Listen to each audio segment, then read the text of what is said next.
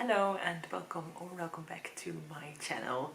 I know we are well into February, but I would still really like to talk about my 2024 reading goals. Usually at the end of the year I'll start reflecting on the past year and thinking about the year ahead. And at first I wasn't even sure I would make reading goals. I just wasn't feeling it. I didn't want to make something that is supposed to be fun into something that I had to achieve. And I wanted to really enjoy the act of reading and let whim or whatever I was interested in at the moment decide what I will read. I just really wanted to simplify my reading life.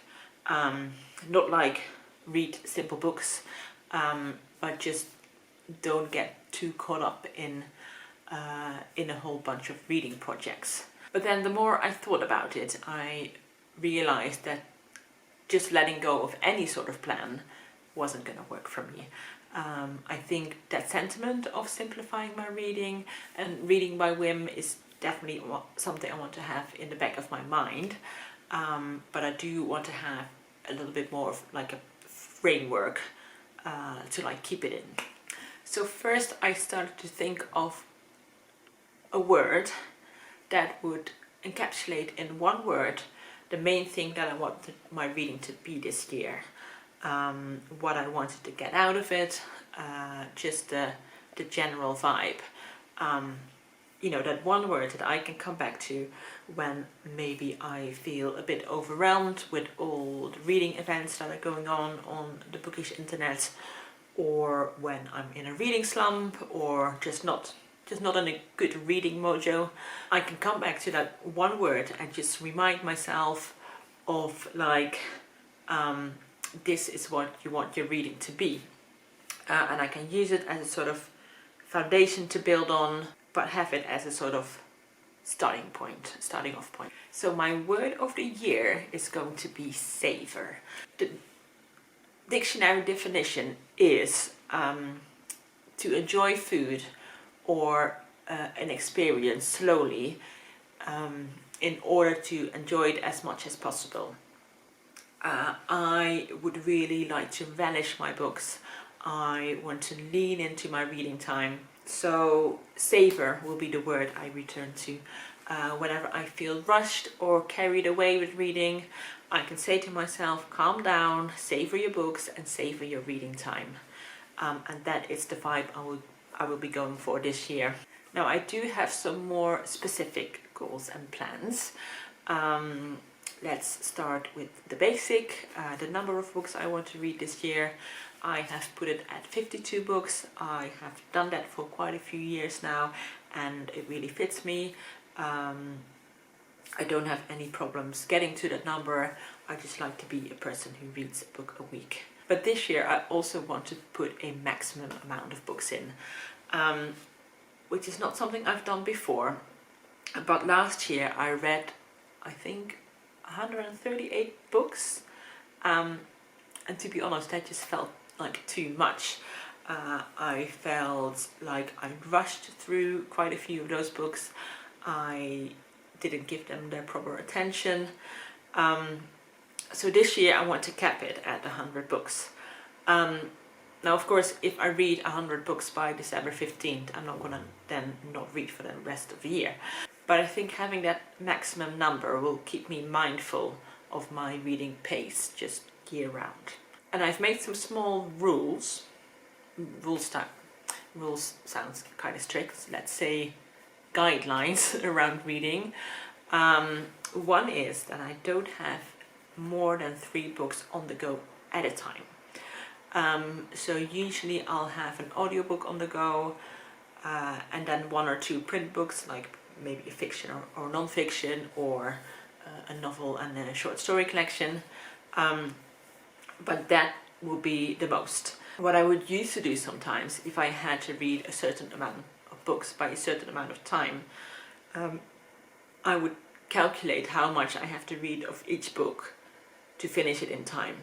So I would like read an essay, then read 2 chapters in this book and so many pages in that book, and it would feel really choppy. So I hope if I just keep it to a maximum of 3 books, I can spend more time in each book rather than just jump about in between books. And my second rule guideline kind of ties into that, and that is, if I pick up a book, I want to try and spend at least 20 minutes in that book. I think that works really well with my goal of savoring books. I want to make sure that when I pick up a book, I have some time and attention I can give to it, and not like, oh, I have 10 minutes here or there, let's see if I can get some pages in. The exception to this rule is when I'm waiting somewhere and I'm reaching towards my phone to pass the time. Then of course reading will be preferred over scrolling on my phone. But I kind of want to practice waiting as well, and just having nothing to do for a while and being bored. And then my last reading rule is not to jump from one book to the next. For example, if I finish a novel I'm reading, I can't immediately start the next one. I have to wait to the next day. Obviously I can still read something in a different category, like an audiobook I have on the go or a non-fiction book, but just make sure I allow myself some time to sit with a book before I move on. I also wanted to talk a little bit about audiobooks, which wasn't something I really thought about until I heard Ruby of Ruby Red talk about audiobooks in her goals video. She's going for a similar read less, chilled out vibe as I'm doing this year, and she specifically talked about reading less audiobooks and spend more time listening to music or just in silence. So this is what usually happens to me when I'm reading audiobooks. First of all, there's definitely a certain kind of audiobook that works best for me. In general, it's a little bit more fast-paced, a bit more commercial, just more easily accessible than what I would read in print, which is fine. But even so, I quite often lose the plot with an audiobook, because I will listen to it, then I get distracted by a couple of podcasts, and then I put it aside for a couple of days, and then I come back to it. And because with audiobooks it's more difficult to like flip back and refer to what happened earlier on, I often find myself listening to an audiobook but having no idea where I am in the story. So my goal is not necessarily to read less audiobooks, but once I am listening to an audiobook, I want to make sure that I listen to it regularly and in like longer increments, just so it doesn't feel so choppy.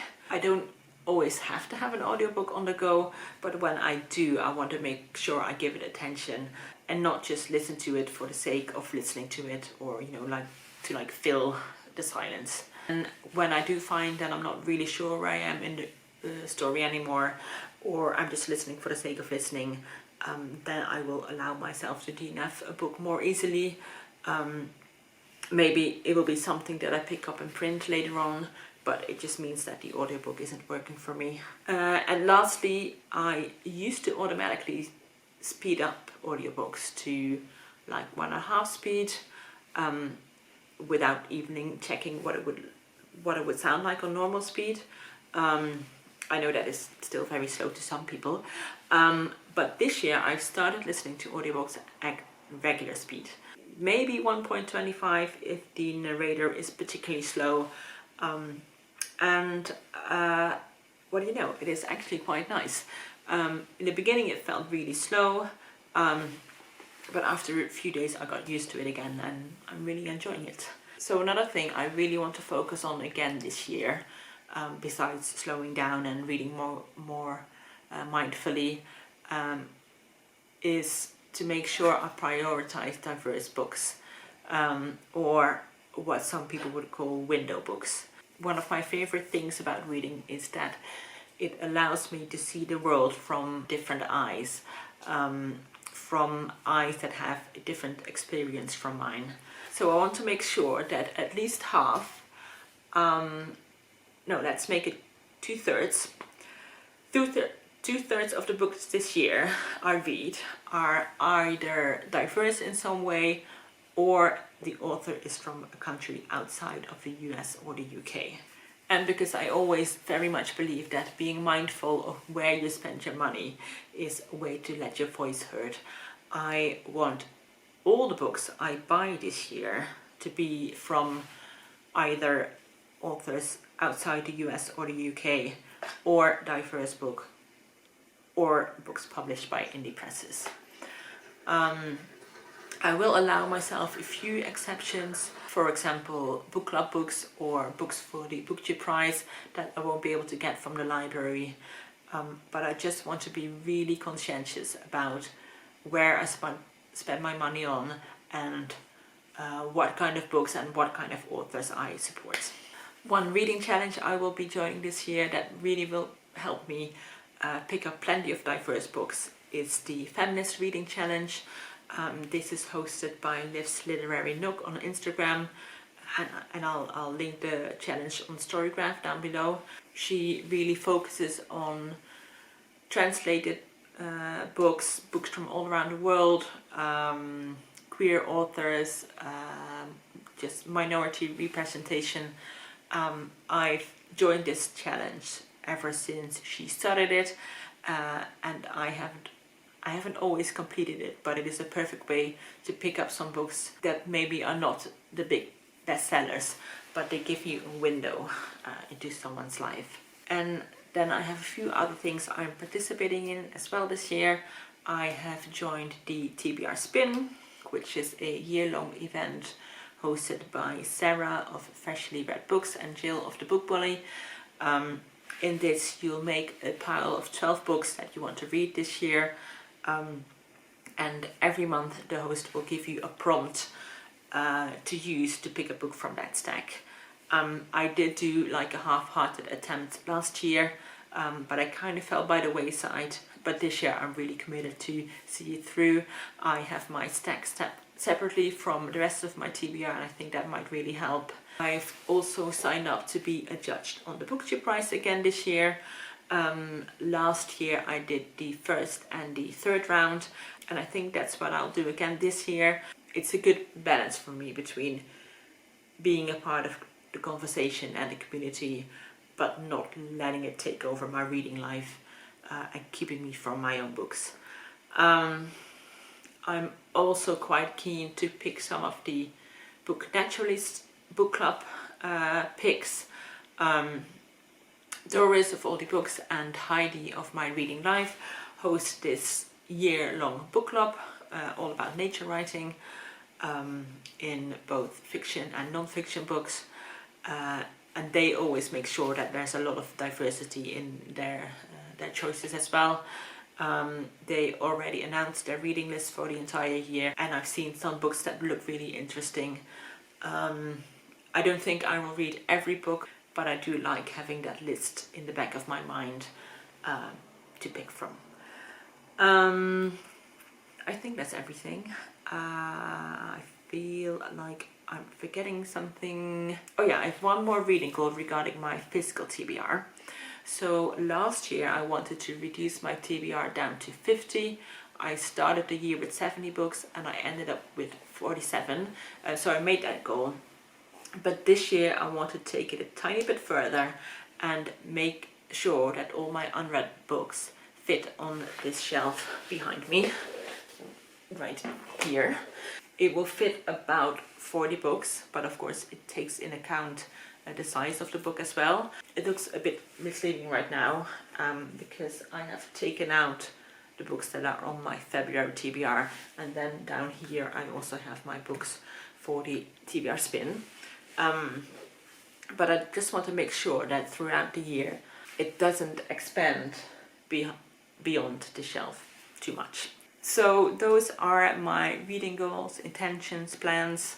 I'm really looking forward to a year of slow reading and savoring books. I feel like there's definitely a few people who have also reduced their number of reading goals and have a focus on slowing down with reading. If you don't and you want to read more and better and faster this year, then good for you, but I'm going to take it easy. If you have any thoughts, questions, comments, please leave them down below, or just say hi or leave an emoji if you want to, and I will see you in the next video. Bye bye.